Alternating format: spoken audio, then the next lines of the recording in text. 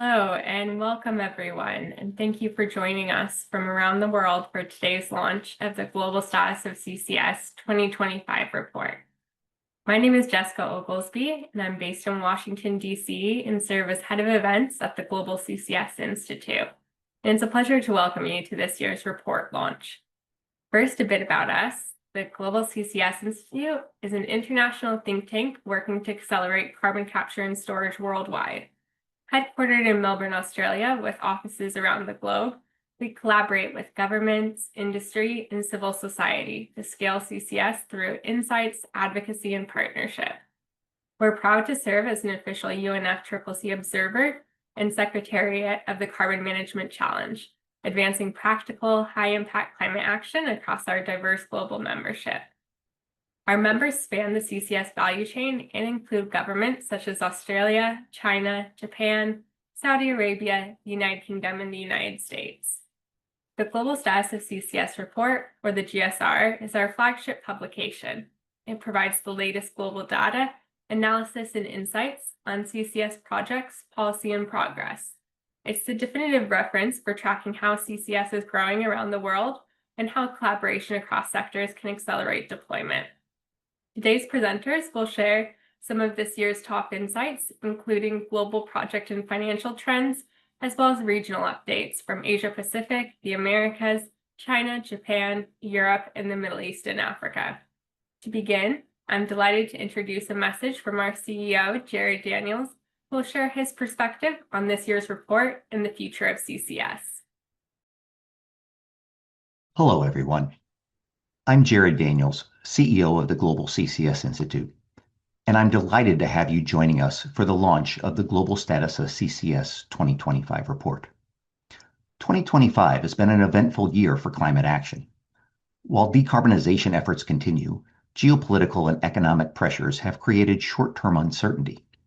Ambition across governments and corporations remains high, but the reality of turning bold pledges into concrete progress is becoming clear. Of course, the science is unchanged. To limit global warming, we need CCS at gigaton scale. This is not aspirational, it is essential. And while challenges remain, the direction of travel is clear. CCS is scaling up, supported by stronger policy, deeper private sector engagement, and the continued expansion of global infrastructure. This year's report is centered on staying the course, recognizing that progress is real, but it must be sustained and accelerated to achieve our shared climate goals. Around the world, projects are advancing from planning to operation, with commercial activity steadily increasing across multiple sectors. As of July this year, 77 commercial projects are operating, with a combined capture capacity of 64 million tons of CO2 a year. An additional 47 projects with a combined capture capacity of 44 million tons per annum are now under construction. Many of these projects are the first of their kind at commercial scale in sectors like cement and natural gas power generation.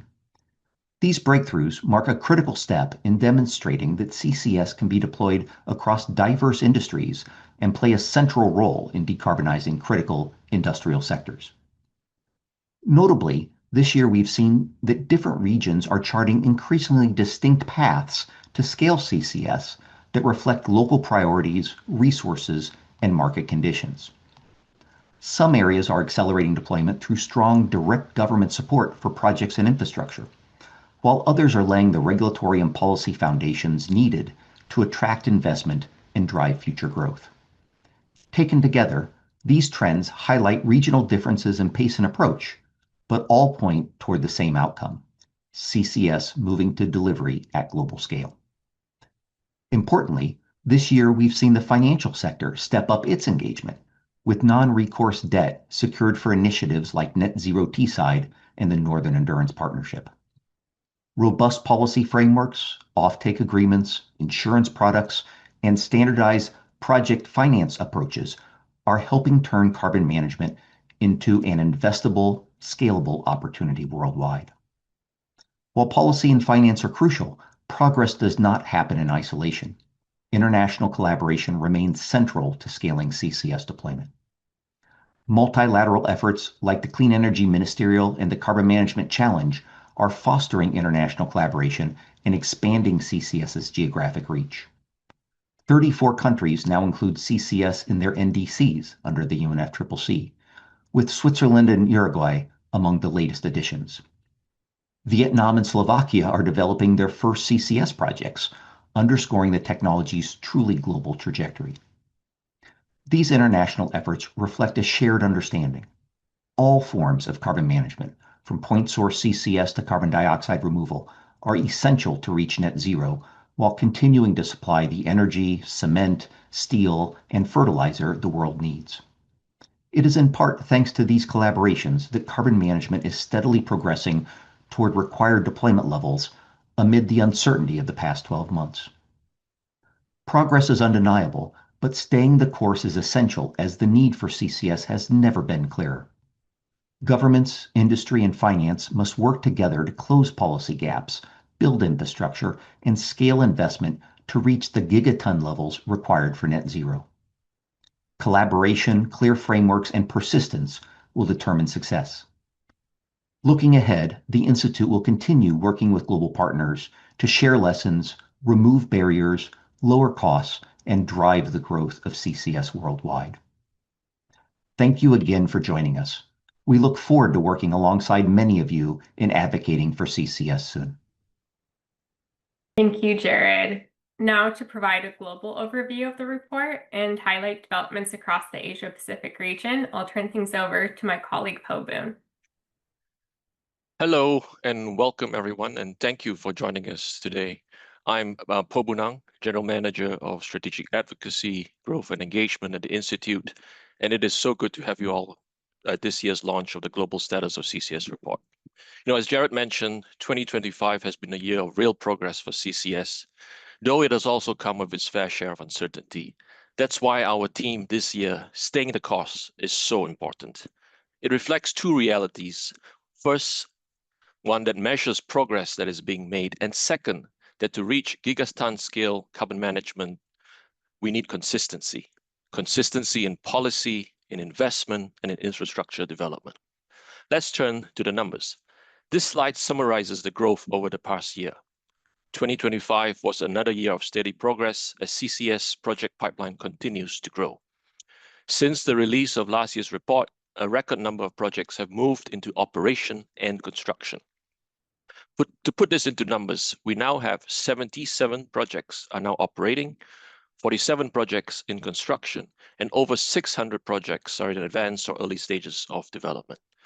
This steady growth is being fueled by a combination of policy support, commercial interests, and broader recognition that CCS is essential for achieving decarbonization goals. Capture capacity is also rising.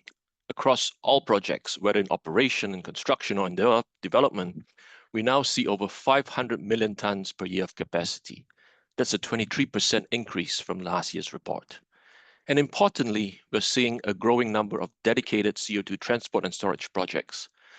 These projects signal a step change in the maturity of the CCS value chain, helping to create the backbone for scalable, interconnected deployment at all levels around the world and which the world needs. Next slide, please. Over the past year, we have seen significant advances in CCS-specific policy, legal, and regulatory frameworks around the world. There's a clear pattern. Where there are strong national policies, we're also seeing stronger pipelines of projects. That tells us that clear and timely frameworks are absolutely essential for enabling CCS at commercial scale. On the international front, transboundary agreements remain critical. We have seen growing cooperation between countries, including new ratifications under the London Protocol. And these steps are particularly important in enabling cross-border CO2 transport and storage, something that will become more and more necessary as the industry scales. Now, our regional experts will share more details on what's going on around the world shortly. But before that, I want to briefly highlight a few key policy and regulatory shifts we've tracked this year around the world.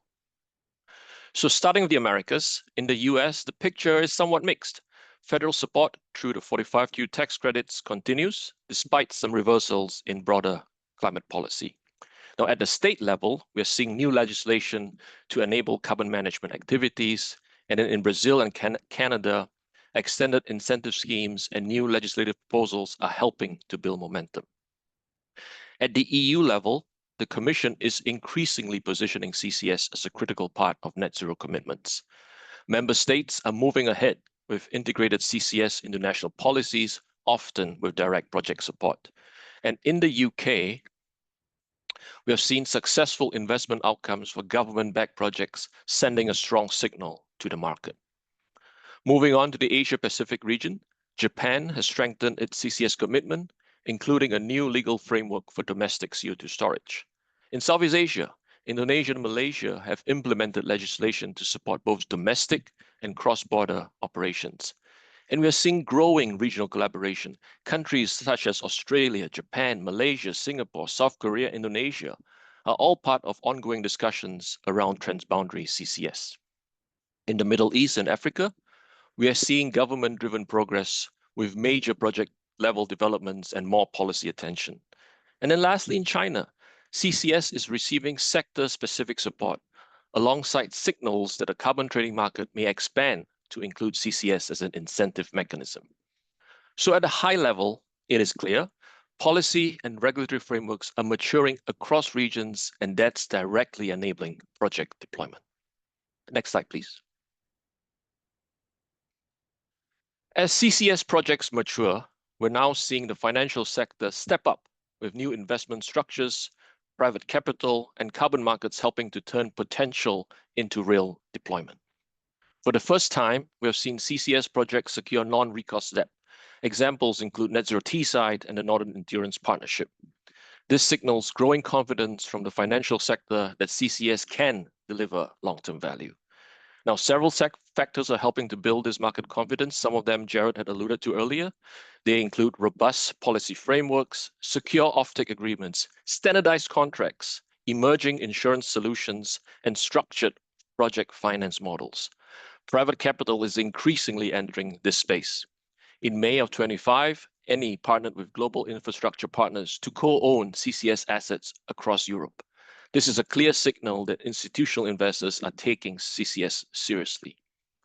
We've also seen several projects reach final investment decision or financial close. This includes Northern Lights Phase 2 in Norway, the Liverpool Bay CCS in the UK, and also Stockholm Exergi BECCS in Sweden. The carbon markets are also playing an increasingly important role in supporting CCS. The EU-UK ETS linkage agreement strengthens regional cooperation and provides more predictable pricing signals. Norway and Switzerland have established one of the first international carbon removal frameworks under Article 6.2. This opens the door for cross-border carbon removal transactions. And in the voluntary market space, this is expanding as well. For example, Microsoft has increased its BECCS offtake from Stockholm Energy to over 5 million tons. And the European Commission is exploring the creation of an EU-level carbon dioxide removal purchasing program. All of this points to a financial ecosystem that is starting to support CCS at scale, which is essential as we move towards gigaton level deployment. Next slide, please. Looking ahead to 2030, we expect operating CCS capacity to grow significantly and to extend well beyond the traditional sectors we've seen to date. Low carbon hydrogen and ammonia are projected to become the largest deployment sector with more than 100 million tons per year of new capture capacity. Strong growth is also expected in power generation and heat, alongside continued expansion in natural gas processing. Regionally, North America is likely to remain the leader. Europe, however, is set for a major surge, growing from under 3 million tons today to over 90 million tons by 2030, making it the second largest region. And importantly, these projects include only projects currently in construction or development. This underscores just how strong and robust the confirmed CCS pipeline is as we move toward 2030. Next slide, please. I now have the privilege to update you on activities in the Asia-Pacific, India, and China regions. Rising energy demand in the Asia-Pacific region is driving innovation, collaboration, and project development across these regions. 2 more CCS facilities have entered construction phase this year, and 1 additional facility has entered operations. And to allow for cross-border transport and storage of CO2, governments have commenced engagement on bilateral arrangements, although none have been signed to date. Governments and industries from countries with limited storage capacity, such as Japan, South Korea, and Singapore, are progressing with feasibility studies and cooperation agreements with neighboring countries. Companies are also forming joint ventures and signing cooperation agreements to study cross-border CCUS value chains. Challenges to the large-scale deployment of CCS beyond low-cost applications in the oil and gas sector, however, remain. The main issue is being insufficient policy incentives to support a positive business case for CCS. Stakeholder engagement and education on the stringent regulatory requirements around CCS, CCUS are also urgently needed in these regions. However, despite these challenges, new projects and studies continue to be announced as governments and companies improve the understanding of the economic and environmental opportunities provided by CCS. Next slide, please. So moving to Asia Pacific and India, in the past year, this region has seen significant positive regulatory developments, some of which include the ratification of the London Protocol by Australia to allow for cross-border transport of CO2 for geologic storage, the passing of the Carbon Capture, Utilization and Storage Act by the Malaysian government, inclusion of CCU within the scope of India's carbon credit trading scheme, and the release of further CCS regulations in Indonesia. On the project front, Australia now boasts 2 operating CCS facilities, Gorgon and Moomba, which currently collectively store over 3 million tons of CO2. Petronas, BP, PTTEP all have facilities in construction, including Kasawari in Malaysia, Tangguh in Indonesia, and Artit in Thailand, respectively. And there are over 50 facilities in earlier stages of development, excluding domestic facilities in Japan and China, and with 6 CCS facilities that have reached a positive financial investment decision in Australia and Southeast Asia.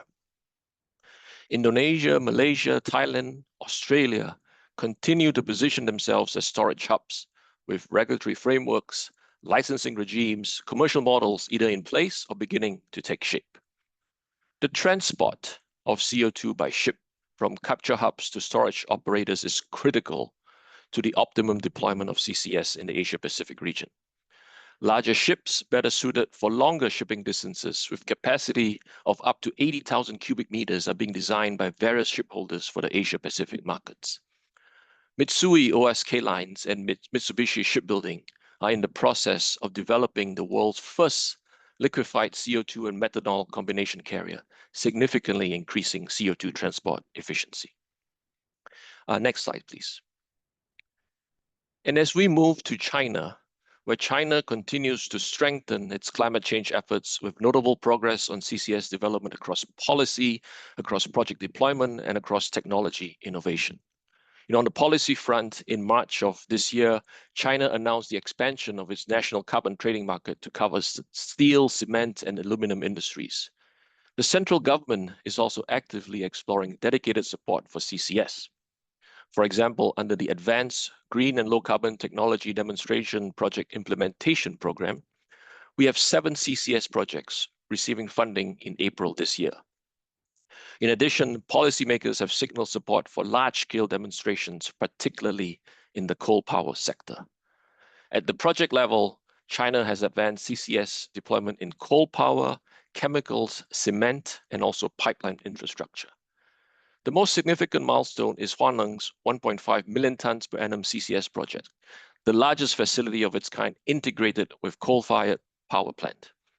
Coupled with 2,000 megawatts at Zhengning's coal-fired power plant and 6 gigawatts of renewable energy, this project creates a hybrid energy system that combines fossil fuel reliability with clean energy and carbon management. Further progress includes the China National Energy Investment Ningxia Company's 500,000 tons per annum CCS facility at a coal-to-liquids plant in Yinchuan, operational since September of 2024. And in the cement sector, Beijing BBMG Group launched a 100,000 ton per annum CCS demonstration project, marking the third operational facility of its kind in China. In oil and gas, CNOOC initiated China's first offshore CO2 EOR project in May this year. And then on transport, CNPC began construction of a two-phase 400-kilometer CO2 pipeline in April of 2025, designed to carry 4 million tons per annum. China is also contributing to the global CCS supply chain. Dalian Shipbuilding Industry Company delivered the first 2 liquid CO2 transport ships to Norway's Northern Lights projects in late 2024, with 2 more deliveries forthcoming. And then in April of this year, COSCO Shipping Heavy Industry unveiled the Agogo FPSO in Shanghai, the world's first floating production, storage, and offloading vessel equipped with offshore post-combustion CCS technology, destined for deployment by Azul Energy off the coast of Angola. And then finally, looking ahead, the planning process for the 15th five-year plan, and that covers 2026 to 2030, will be critical in determining how CCS is embedded in national and sectoral strategies. Thank you for your attention. And with that, I'm going to hand it back to Jess. Jess, over to you. Thank you, Pobun, and it's great to see such momentum across the Asia-Pacific region. Now let's turn to Tracy for some additional insights from the Americas.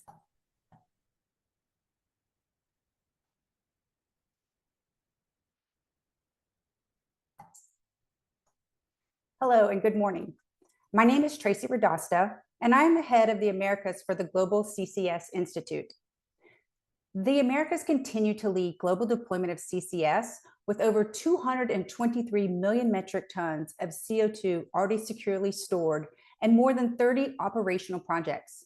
This number will only continue to grow throughout the Americas as we see new projects emerging, like the Blue Point project in Louisiana, the BKV South project in Texas, the Pathways Alliance project, and Petrobras São Tomé Cabiahunas pilot project. Policy in the Americas is dynamic. The US and Canada continue momentum through supportive tax incentives and streamlined permitting, while Brazil is emerging as a regional leader in Latin America, advancing CCS policy and hosting COP30 in Belém. The convergence of AI power demand, CCS infrastructure, and regulatory readiness could unlock significant economic opportunities in the Americas. And geologic storage with enhanced recovery is underway in Brazil, Canada, and the US, offering multiple benefits and revenue streams. In the United States, parity of the 45Q tax credits strengthens the business case for CCS, while robust monitoring, reporting, and verification standards ensure the transparency and accountability for permanent CO2 storage. Financial incentives, emerging revenue models, and global trade are accelerating the near-term deployment in the Americas as companies begin to prepare for trade-linked carbon accountability for their exports. So as you can see across the region, CCS is providing its dual value, driving economic growth and global competitiveness while advancing climate goals. This sets the stage for many compelling case studies, including the data center example I'll share next. Next slide, please. The AI data centers are a key driving force in electricity demand growth across the Americas. At least 9 natural gas power plants have been announced in the US and Canada as of mid-2025. By incorporating CCS, companies will be able to meet aggressive emission reduction targets while ensuring reliable power for data centers. It is estimated that 55 gigawatts of new capacity will be needed in the US by 2030, and about a third of that will be on-site power. Natural gas combined cycle with CCS is emerging as a strong option. It's cost competitive, dispatchable, and deployable at speed. It provides the reliability that the data centers need to meet fluctuating energy demands of the AI training modules while meeting emission targets. So as you can see on this slide, the US Energy Information Administration published a study that showed how natural gas combined cycle with CCS is the second lowest cost option. Although geothermal was the lowest, it is also limited by geography, which brings us to location. Location is key. States with abundant low-cost natural gas, supportive regulatory environments, and storage resources are best positioned to host natural gas combined cycle with CCS powered data centers.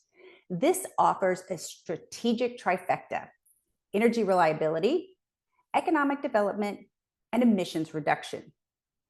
For example, a recent announcement of a Wyoming AI data center project powered by natural gas with CCS provides a model for powering massive new digital infrastructure without overloading the grids.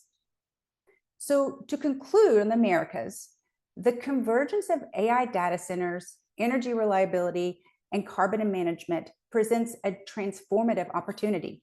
Natural gas with combined cycle offers a scalable path to power the digital infrastructure while advancing climate goals. Strategic deployment in key regions can unlock investment, innovation, and leadership across the Americas. Thank you. Back to you, Jess. Thanks, Tracy. Next, we have the pleasure of hearing from one of our newest colleagues, Richard, who joins us from London. Over to you, Richard. Thanks, Jess. And hi, everyone. I'm Richard Lees, the Institute's head of Europe, and I'll walk us through Europe's most significant developments. It's been a good year of progress in the region in many ways, but not without its challenges. But let's start with policy, where Europe continues to lead the way in carbon management and CCS. At the EU level, the Net Zero Industry Act recognises CCS as pivotal and strategic to net zero. Importantly, it sets out an annual injection capacity target of at least 50 million tonnes per year of CO2 by 2030, with an early assessment for a 2040 target. And that's obligating 44 oil and gas licensed entities in 11 member states. The Clean Industrial Deal is a major step of aligning climate action with industrial competitiveness, and that's important for our energy-intensive industries. The deal proposes an Industrial Decarbonisation Accelerator Act to address permitting bottlenecks, introduce carbon intensity labelling, and foster local procurement. It also signals an Industrial Decarbonisation Bank to finance the transition. So we'll see more on that act over the coming months. We've also seen the adoption of the EU Carbon Removal and Certification Regulation, which will certify technologies like BECCS and DACS. Policy at the national level is moving too. Denmark progressed its €1.1 billion CCS fund. Germany is embedding CCS into its climate protection agreements. The Netherlands has published a CO2 removal roadmap and signed an MOU with the UK. France has ratified the London Protocol Amendment and signed a storage deal with Norway. And the UK is introducing a CCS network code and updating CO2 storage licensing guidance. So together, the EU and other European policies are creating the scaffolding for a healthy European CCS industry that is increasingly coordinated and connected. Policy is powerful, but collaboration builds cross-border momentum. The EU and the UK have reached an ETS linkage agreement enabling cross-border CO2 transport and storage.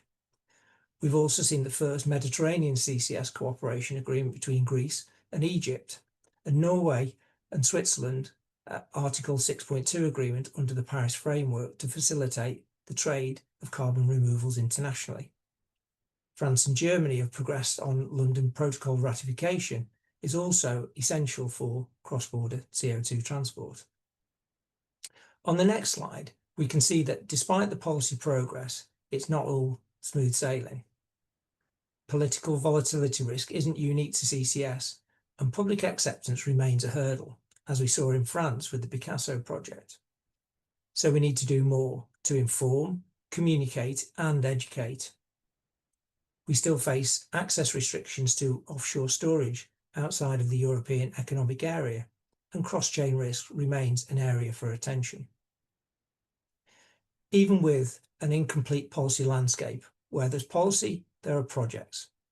Since mid-2024, 5 CCS projects have become operational and 7 more have reached FID or financial close. One standout is Brevik CCS in Norway. The Heidelberg Materials Brevik CCS plant came online in June, and in doing so, sets a new standard for zero carbon cement production. 2 of the UK's flagship CCS projects, Net Zero Teesside and the Northern Endurance Partnership, reached financial close following a combined £8 billion in debt financing. Other UK clusters are progressing well too. Exciting innovation is happening at Denmark's Greensand project, which has started construction on a CO2 transit terminal to accompany Europe's first offshore CO2 carrier. Private investment is also growing. Eni has partnered with global infrastructure partners, and Microsoft has expanded its BECCS offtake.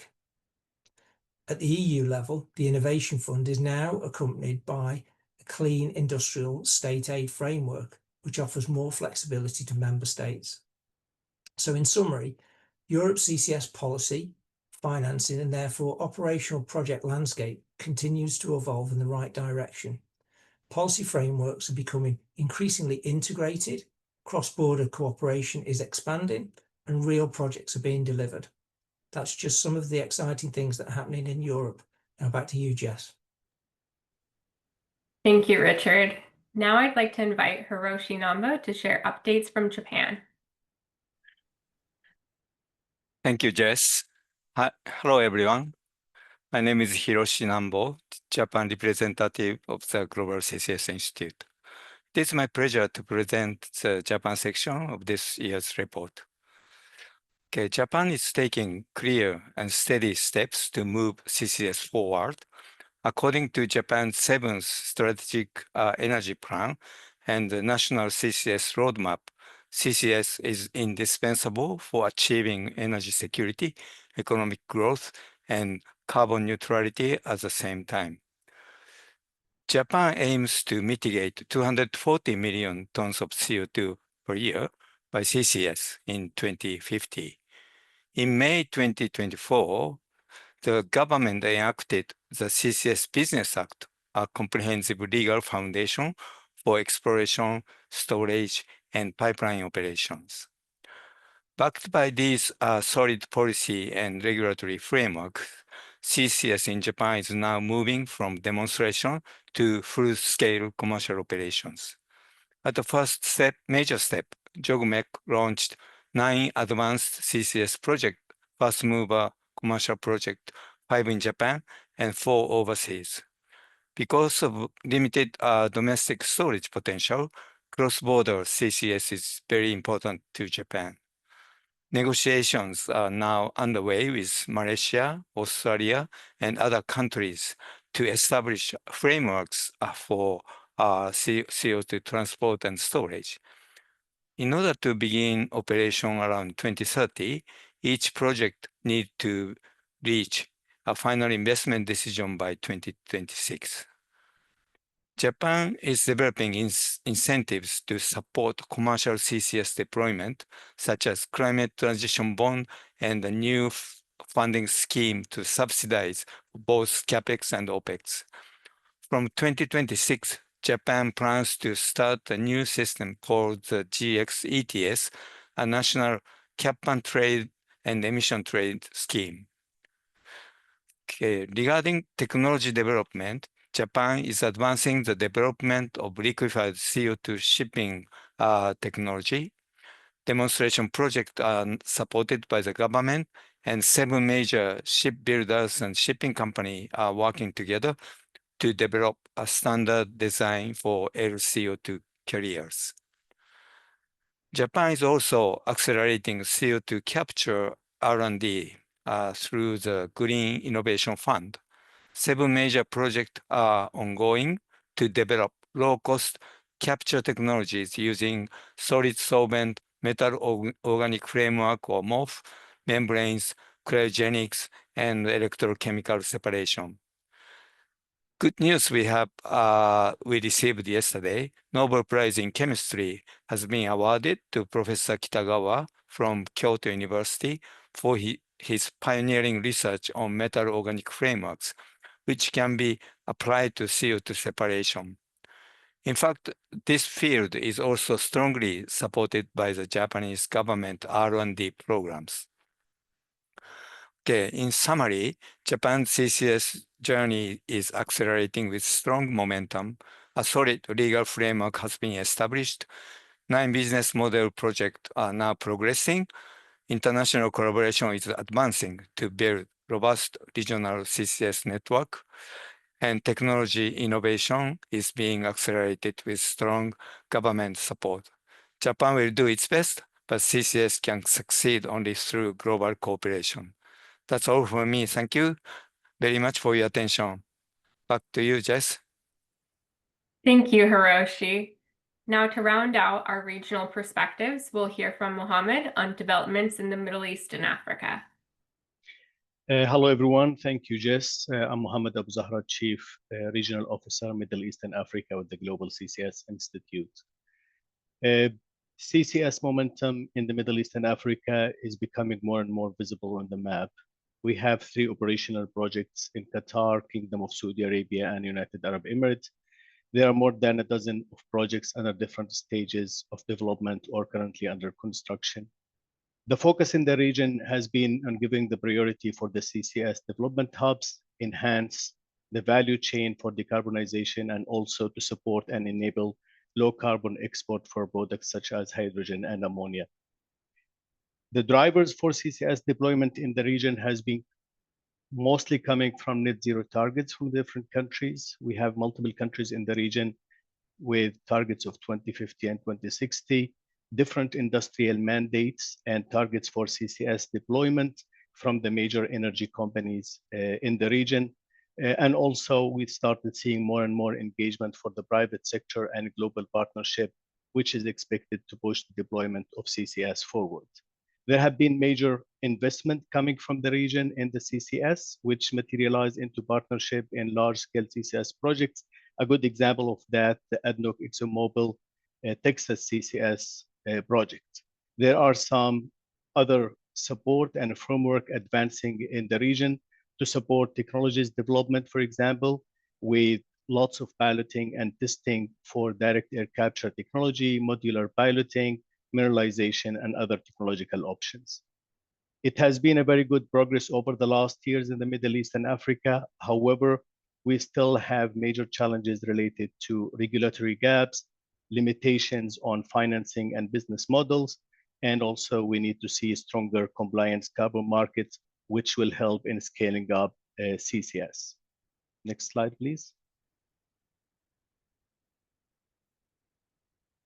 So when we talk about the focus in the region, we mentioned the 3 operational projects in the main countries that's driving CCS deployment in the Middle East and Africa. It is important to highlight the larger scale hubs which currently under construction or advanced development, Al Jubail Hub and Yanbu Hub in Saudi Arabia. There are multiple projects, larger scale projects with a scale of 1.5 million ton per annum or bigger under construction in the United Arab Emirates and Qatar. Other countries like Oman, Nigeria, Kenya, and South Africa has been pushing for the deployment of pilot testing, evaluating geological storage, and pushing for low carbon hydrogen projects. There have been some investment done for testing in new technologies, as we mentioned. An example of that, the projects under the leadership from 44.01 in Oman and United Arab Emirates in collaboration with ADNOC, the testing of the carbon cyclone technology with Fertiglobe and ADNOC, and also the direct air capture projects, which has been initiated by Saudi Aramco and Siemens in Dhahran, and also with Climework and the Ministry of Energy and CAPSAR in Saudi Arabia. Government started also pushing some enabling strategies and regulations to have CCS included in the clean development mechanism and in the fight against climate change. A good example of that is the United Arab Emirates Federal Decree Law 2024, which makes CCS a regulated mitigation pathway for the industrial sector in the country. The cross-border collaboration has been very important. Lots of MOUs and agreements has been discussed between the countries in the Middle East and Africa and some European and countries in the Asia Pacific. The purpose there is to market the Middle East and Africa as a net importer of carbon dioxide for cross-border transport and storage, with the ample capacity for carbon dioxide storage in the Middle East. So in summary, the Middle East and Africa is scaling up. We see major movement, good government support, good initiatives from the major energy companies in the region. What we need to maintain that momentum is to develop a proper business model, financial mechanism, and to see actual regulations being implemented, which will push CCS deployment in the Middle East and Africa. With that, I conclude. Thank you, and back to you, Jess.